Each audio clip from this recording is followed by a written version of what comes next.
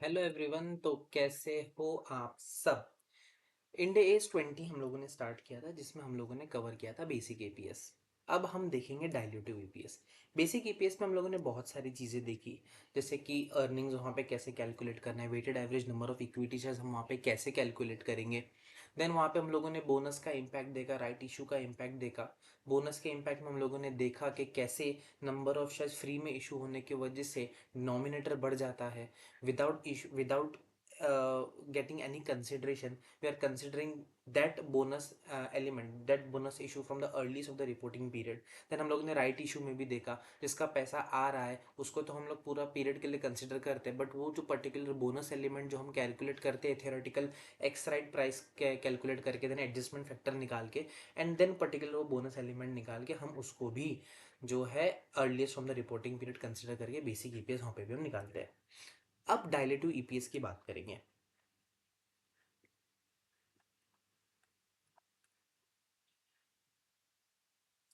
ठीक है। अब डायल्यूटिव ईपीएस में कैसा होता है ना, जब कभी भी आप ईपीएस कैलकुलेट करते हो तो वहां पे weighted average number of equities हम डिनोमिनेटर में कैलकुलेट करते हैं, करेक्ट। अब एक होता है इक्विटी शेयर्स और एक होता है potential equity shares. Potential equity shares क्या होता है, आप लोगों में से कुछ लोग समझ भी गए होंगे कि what is potential equity shares. ठीक है। जैसे कि लेट्स से 10% कन्वर्टेबल डिबेंचर्स हमारे हैं, ये पोटेंशियल इक्विटी शेयर्स है, क्योंकि आगे चल करके एक टाइम के बाद इनको रिडीम नहीं किया जाएगा, इनको इक्विटी शेयर्स में कन्वर्ट किया जाएगा। ओके। जो डिबेंचर होल्डर्स है उनको हम लोग इक्विटी शेयर्स इशू कर देंगे।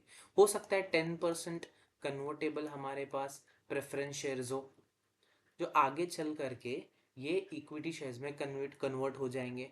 हो सकता है हमारे पास कुछ ऑप्शंस हो, जिसको वारंट्स भी बोला जाता है, या फिर हमारे पास कुछ ईसॉप हो, करेक्ट।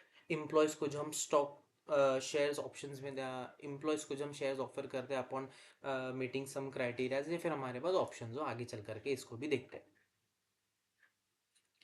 अब पोटेंशियल इक्विटी शेयर्स में क्या होता है, सबसे पहली बात, जो हमारे पास 10% कन्वर्टेबल डिवेंचर्स है, don't you think when those debentures will be converted into equity shares, इस पे जो हम लोगों को इंटरेस्ट देना पड़ता था अब वो हमको नहीं देना पड़ेगा। तो क्या मैं बोल सकता हूँ when these will be converted into equity shares, हमारा जो earnings available for equity share holders है, it will get an sudden jump, because ये कन्वर्टेबल डिबेंचर्स को जो हम लोगों को 10% इंटरेस्ट पहले देना पड़ता था अब वो देना नहीं पड़ेगा, जिसके वजह से जो हमारी अर्निंग्स है वो ज़्यादा हो जाएगी, करेक्ट। करेक्ट। बट ये इंटरेस्ट देने की वजह से जो हमारा टैक्स सेव होता था, because it was an expense, correct. अब ये टैक्स सेव नहीं होगा। अब ये टैक्स अगर सेव नहीं होगा तो करस्पॉन्डिंग अर्निंग्स जो हमारे होगी, या earnings available for equity share है, करस्पॉन्डिंगली थोड़ा सा कम हो जाएगा, बिकॉज अब मेरे को उस पोर्शन पे टैक्स देना पड़ेगा, बिकॉज वो पोर्शन का प्रॉफिट मेरा बच गया, मेरे अर्निंग्स इन्फ्लेट हो गए। अगर अर्निंग्स बढ़ गई तो आपको टैक्स भी पे करना पड़ेगा। अब यहाँ पे टैक्स सेविंग नहीं होगी तो आपका जो है अर्निंग जो है वो कम होना स्टार्ट हो जाएगा। समझा। करेक्ट। तो नाउ लेट्स एक एग्जांपल लेते हैं। Okay. X Y Z limited है, ठीक है। उनके पास आउटस्टैंडिंग शेयर्स है सपोज 10 लाख, या फिर चलो 1 lakh. Okay.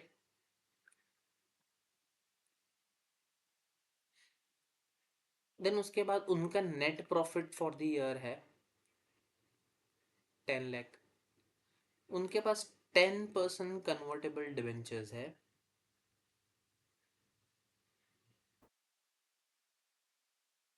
Numbers, number of 10% convertible debenture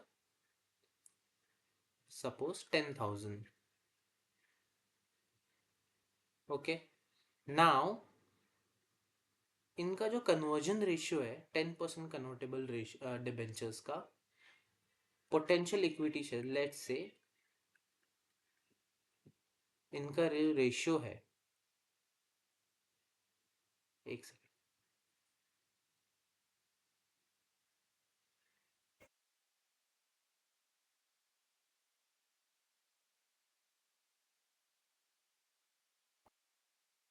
ratio, conversion ratio है लेट से 5:1, 5 शेयर फॉर एवरी 1 शेयर, तो मेरे पोटेंशियल इक्विटी शेयर्स हो गए 50,000। करेक्ट। ओके। अब ध्यान से समझना ये बात। एंड टैक्स रेट है मेरा 30%। टैक्स रेट मेरा कितना हुआ? 30%। अब हमको इसका क्या करना है? एक तो हो गया बेसिक ईपीएस।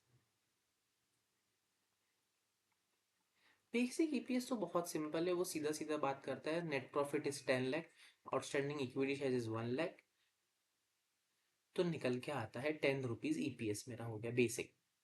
अब व्हाट अबाउट डाइल्यूटिव? डाइल्यूटिव का क्या? डाइल्यूटिव ईपीएस ये बात करेगा, अब डाइल्यूटिव ईपीएस के लिए मेरे को मेरे अर्निंग्स जो है वो एडजस्ट करने पड़ेंगे न्यूमरेटर में। वो कैसे होंगे?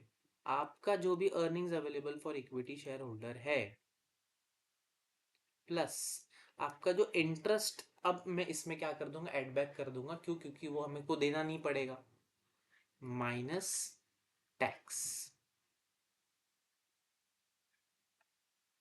तो अर्निंग्स है मेरे 10 लाख के plus, oh I am so sorry, number of 10% convertible in 10,000 and एक डिबेंचर जो है लेट से 10 रुपए का है, तो इसकी वैल्यू निकल के आती है around 1 lakh rupees. Okay.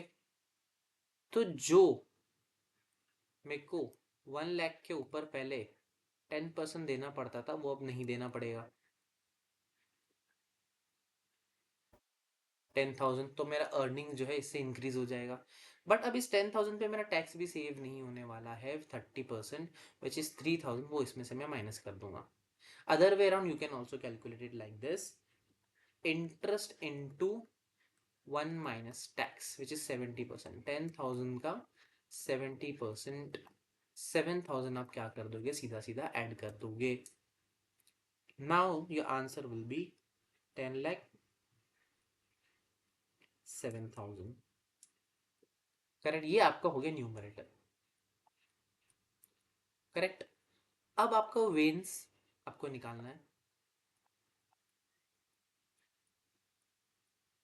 Veins आप कैसे निकालोगे? ऑलरेडी आपके पास 10 लाख आउटस्टैंडिंग शेयर्स है। करेक्ट। यस। एंड आपके पास पोटेंशियल इक्विटी शेयर्स है 50,000।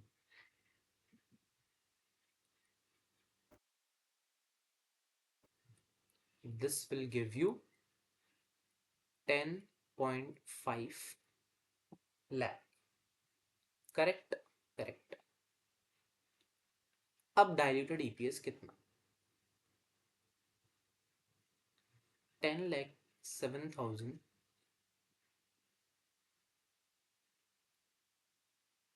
Divide by 10,50,000। एक second, I am making a mistake. Number of equity shares is 1 lakh, so this will be 1,50,000।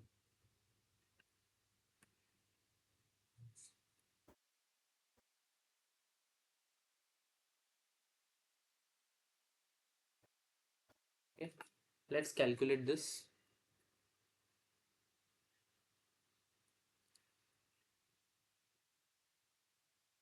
10,07,000 divided by 1,50,000, this gives me 6.71। And इस potential equity shares के वजह से मेरा जो basic EPS था it was 10 rupees, now it came to 6.71। इसीलिए इसको डायल्यूटिव EPS कहा जाता है, बिकॉज पोटेंशियल इक्विटी शेयर्स के वजह से हमारे ईपीएस पे इम्पैक्ट आता है। विदाउट करस्पॉन्डिंग मतलब इतना अर्निंग्स हमारा बढ़ता भी नहीं है, बट हमारा बेस जो कि इतना बढ़ गया, हमारा ईपीएस जो है 10 से सीधा सीधा 6.71 पे आ गया। अगर in case in different scenario अगर ये बढ़ता है लेट्स से 11 हो जाता है, then it will be called as anti dilutive. जरूरी नहीं है कि उसको डाइल्यूटिव ही ईपीएस बोला जाए। Correct. Example remaining the same, same goes for convertible preference shares also। But फर्क इतना है, ध्यान से सुनना, फर्क इतना है कन्वर्टेबल प्रेफरेंस शेयर्स में, फर्क इतना है कन्वर्टेबल प्रेफरेंस शेयर्स में you don't get any benefit for tax. यहाँ पे टैक्स का रिडक्शन नहीं होगा। क्यों? क्योंकि जब डिविडेंड 10% हम पे करते भी थे तभी भी टैक्स का बेनिफिट कंपनी को नहीं मिलता था यहाँ पे। Then while calculating dilutive EPS you won't get tax का benefit for convertible preference shares also. समझा तुम लोगों को? ओके, ऑप्शंस की बात करते हैं अब।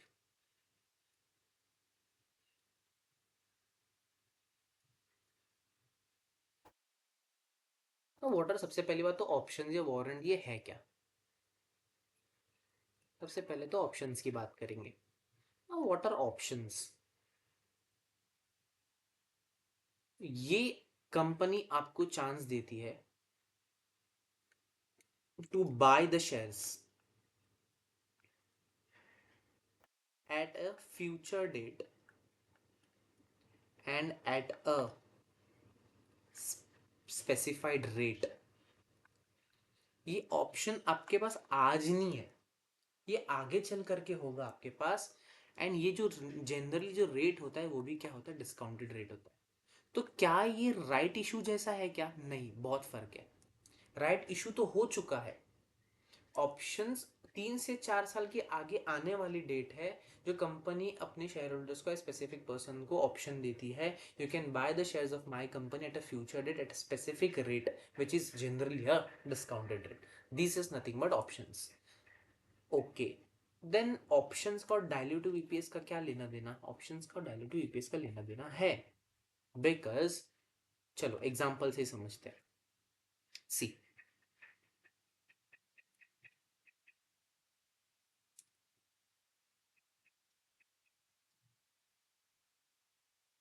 सबसे पहले तो मैंने जो बताया है वो बता देता हूँ।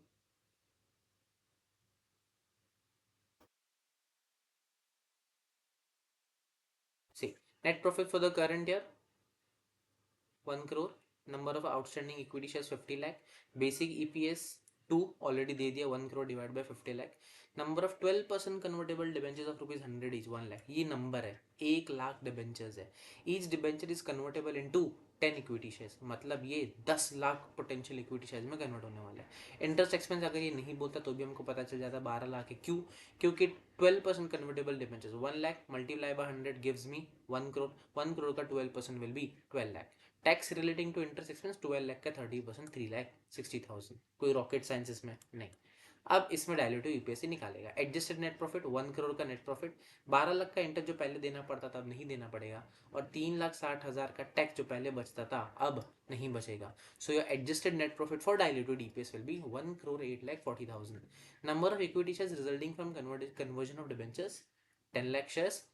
और हाँ, करेक्ट, ये हो गया हमारे पोटेंशियल इक्विटी शेयर्स। अब 50 लाख पहले इक्विटी शेयर्स थे, 10 लाख नए आ गए, 60 लाख, 1,08,40,000 हमारे adjusted earnings divide by veins 60 lakh, this gives me 1.81 हमारा ईपीएस। अब ये डायल्यूटिव है कि नहीं वो अब हम देखते हैं इस क्वेश्चन में। पहले हमारा ईपीएस बेसिक निकल के आता था 2, जो कि घट के अब हो गया है 1.81। समझा? ओके, अब ऑप्शंस देखते हैं। ठीक है, अब ध्यान से देखना है यहाँ पे ऑप्शन। आउटस्टैंडिंग शेयर्स कंपनी के पास है, suppose 10 lakh shares. Okay, company ने ऑप्शंस दिया है, इशू किया है एट अ फ्यूचर डेट के लिए कि आप 2 लाख शेयर्स जो है खरीद सकते हो, जिसका एक्सरसाइज प्राइस होगा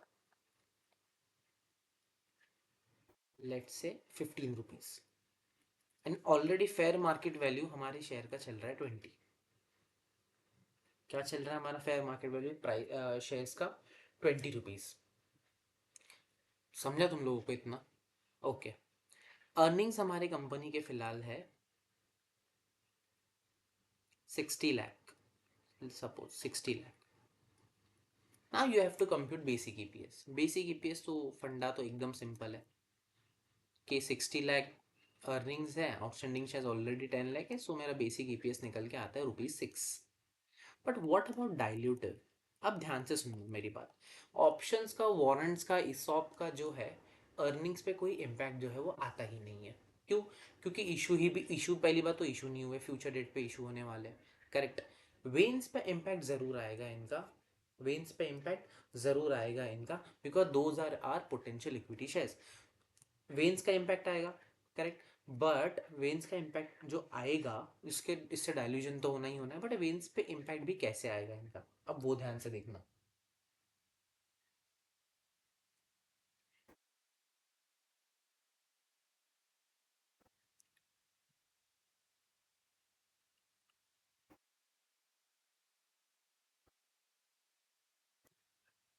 ठीक है। ध्यान से देखना, वेन्स पे इम्पैक्ट, इसका इम्पैक्ट कैसे आएगा। हमारे पास ऑलरेडी आउटस्टैंडिंग इक्विटी शेयर्स कितने, 10 लाख। अब हमको पैसा मिल रहा है इन इक्विटी शेयर्स का, ऑप्शन वाले इक्विटी शेयर्स का। कितना पैसा मिल रहा है? 15 रुपीज़। मिलना कितना चाहिए था आइडियली देखा जाए तो? फेयर मार्केट वैल्यू कितना है? 20। तो ये जो बोनस एलिमेंट है उसका हमको तो पैसा ही नहीं मिल रहा है। और जो पैसा नहीं मिल रहा है, ये जो पैसा नहीं मिल रहा है, वो this is nothing but our bonus element. This is nothing but our bonus element जो हमारे डायल्यूजन में काम आएगा। दिमाग लगाने की ज़्यादा ज़रूरत नहीं, समझो। सुनो, 2 लाख का ऑप्शन है, I mean 2 lakh share option में मिलने वाले हैं। इनटू कितने में मिलेंगे? 15। जबकि इनका फेयर वैल्यू कितना है? 20। मतलब जो बीच में 5 रुपए का डिफरेंस है, ये this is nothing but a bonus जिसका कंपनी को पैसा मिल ही नहीं रहा है। करेक्ट। तो आंसर क्या निकल के आता है? वो हमारे राइट इशू में भी कुछ ऐसी था, adjusting factor. But right issue and this is different. Okay. So 2 lakh into 15 divide by 20, this gives me 1.5 lakh. तो इसका मतलब कि 1.5 लाख का ही हमको पैसा मिल रहा है। समझ रहे हो आप? मतलब ये 2 लाख है, उसमें से 1.5 लाख का पैसा मिल रहा है, एंड बैलेंस 0.5 लाख वैसे 50,000 शेयर्स, ये बोनस कंपोनेंट है। तो ये शेयर्स डाइल्यूजन में आएंगे ही नहीं, क्योंकि इनका पैसा भी हमको मिल रहा है। ओके। बट क्या ये राइट इशू जैसा हुआ क्या? फिर नहीं, सुनो। राइट इशू तो हो चुका है, ये फ्यूचर में होने वाला है इसका, बट ये पैसा मिलेगा भी तो अर्निंग्स पे इसका इम्पैक्ट कैसे आएगा? कैसे नहीं आएगा? अगर पैसा मिलेगा भी, अगर पैसा मिलेगा भी, तो इसका अर्निंग्स पे इम्पैक्ट कुछ इस तरीके से आएगा कि हम उससे बिजनेस करेंगे, बिजनेस करेंगे तो प्रॉफिट होगा। सो ये this 1.5 will be considered in basic, but कब? जब ये ऑप्शन एक्सरसाइज हो चुका होगा तब, जैसे राइट इशू में होता था। बट 0.5 लाख का तो पैसा आने ही नहीं वाला है। जब आने ही नहीं वाला है तो this will be considered in dilutive, because उसका ना पैसा है, and this 0.5 lakh is free of cost, and ये हमारा पोटेंशियल इक्विटी शेयर है। ओके। सो डायल्यूजन में 60 लाख अर्निंग्स, अर्निंग्स पे तो कोई इम्पैक्ट नहीं आएगा दोनों ही केस में। पूरे के पूरे ऑप्शन में अर्निंग पे कोई इम्पैक्ट नहीं है। फ्यूचर में जब ये ऑप्शन ग्रांट हो गया, 1.5 लाख का पैसा जब मिलेगा तब ये बेसिक में कंसिडर किया जा सकता है। बट 0.5 लाख का वैसे भी पैसा नहीं हमको मिल रहा है, तो we will consider it in, we will consider this as a dilution. So outstanding share कितना है हमारा? 10 लाख प्लस 0.5 लाख हमारा जो है वो बोनस है। अब ये 60/10.5, 60 डिवाइड बाई 10.5 कम्स टू 5.714। हो गया डाइल्यूजन। 6 से आ गया 5.714 पे। समझा? तुम लोगों को समझा? इसको भी at the earliest of the beginning reporting period लेके मतलब नहीं है। okay, ठीक है। सुनो, अर्निंग्स, अभी यहाँ पे एक क्वेश्चन है हमारे पास। Net profit for the year 12 lakh, 5 lakh share outstanding है, फेयर वैल्यू है 20, एक्सरसाइज प्राइस है 15, average number of equity share है 1 लाख रुपया under option. Okay. So basic तो कैलकुलेट करने कोई मसला ही नहीं है। 12 lakh divide by 5 lakh which comes to 2.4। हमको चाहिए diluted EPS. Diluted EPS number of shares under option है 1 लाख, जिसमें से पैसा हम लोगों को कितने का मिल रहा है? 75,000 का। तो बचा 25,000 विच इज बोनस। 5,25,000 आपको वेन्स मिलेगा, 2.29। Correct. So this comes to mind diluted EPS. और भी कुछ ट्रिकी क्वेश्चंस होते हैं, इन केस आपको अगर वो नहीं समझ में आ रहे, कमेंट डाउन, मैं वो क्वेश्चंस की सीरीज भी लेके आ जाऊंगा। डन। सो डायल्यूटेड ईपीएस आपका एक पार्ट बचा था। सो इसी के साथ आपका AS20 कवर हो गया। AS20 में हम लोगों ने क्या क्या देखा, क्विक रिकैप कर लेते हैं। Basic EPS, diluted EPS. Basic EPS में बहुत सारी चीज़ें हम लोगों ने देखी कि हम लोगों को अर्निंग्स में क्या क्या लेना है। देन हम लोगों ने weighted average number of equity shares भी वहाँ पे कैलकुलेट किए। अर्निंग्स में हम लोगों ने देखा प्रेफरेंस डिविडेंड क्यूमुलेटिव है नॉन क्यूमुलेटिव है। अगर क्यूमुलेटिव है तो अगर बुक्स में प्रोवाइड किया हो ना किया उसको भी एडजस्टमेंट करना है। बट अगर नॉन क्यूमुलेटिव है तो अगर बुक्स में प्रोवाइड किया है तो ही उसको हम लोग क्या करेंगे, एडजस्ट करेंगे। Accounting policy, accounting estimates, extraordinary item, exceptional item as per AS5 का एडजस्टमेंट अर्निंग में आपको देना पड़ेगा। टैक्सेशन का आपका इफेक्ट अर्निंग्स में देना पड़ेगा, तब जाके आपका बेसिक ईपीएस के लिए अर्निंग जो है रेडी होता है, जो कि सेम आपको डायलूटेड ईपीएस के लिए भी काम आएगा। Weighted average number of equity shares के लिए हम लोगों ने पीरियड देखा कि अगर स्टार्ट से कोई आउटस्टैंडिंग शेयर है तो हम लोग पूरे 12 महीने के लिए उसको क्या करेंगे, कंसिडर करेंगे, which will be adjusted again from adjusted by fresh issue, buy back, bonus अगर बीच में कुछ है तो। मतलब जब से वो शेयर इशू है तब तक उसके इस साल के आखिरी तक था उतना ही प्रोपोर्शनेट हम लोग शेयर कंसिडर करेंगे। Different different classes of shares हम लोगों ने देखे। जो पार्टली पेड अप है उसका उतना ही नंबर ऑफ इक्विटी शेयर्स हम लोग कंसिडर करेंगे जितनी उसकी पेड अप वैल्यू है। देन उसके बाद हम लोगों ने देखा बोनस इशू। बोनस इशू में सिर्फ क्या हो रहा है, बोनस इशू में हम लोग बोनस के तौर पे शेयर्स इशू कर रहे हैं फ्री ऑफ कॉस्ट, उसका हम लोगों को कोई भी पैसा नहीं मिल रहा है। बट उस केस में हम लोग क्या करेंगे, बेसिक ईपीएस निकालेंगे उसको वेन्स में लेके, एंड हम लोग एडजस्टेड ईपीएस निकालेंगे पिछले साल का, एज इफ ये बोनस इशू पहले भी हुआ, ताकि फ्लक्चुएशन ज़्यादा से ज़्यादा ईपीएस में ना हो, एंड एक इन्वेस्टर को क्या मिले, फेयर कंपैरिजन मिले कि ये अगर शेयर्स पहले होते तो ईपीएस क्या होता। देन हम लोगों ने राइट इशू भी देखा। राइट इशू जहाँ पे राइट शेयर इशू हुए at a less price, fair market value से कम एक्सरसाइज प्राइस है, उस केस में हम लोगों ने क्या किया, वहाँ पे हम लोग थ्योरेटिकल एक्स राइट प्राइस निकाला। लेट से आपका फेयर वैल्यू जो है 20 रुपया है, बट आपका एक्सरसाइज प्राइस जो है वो निकल के आता है 15 rupees, and theoretical adjusted price है लेट से 18 रुपया।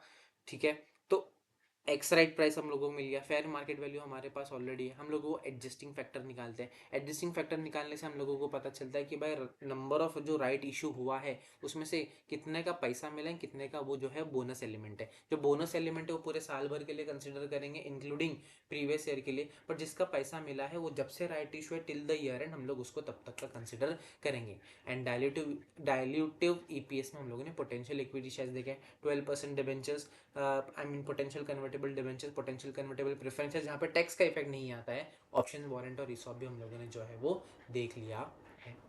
Thank you so much, bye bye. Video अच्छी लगी तो लाइक ज़रूर कर देना। ऐसे ही अगर और कॉन्सेप्ट्स पे वीडियोस चाहिए then please comment it, and हाँ शेयर ज़रूर कर देना। Thank you, bye bye, take care.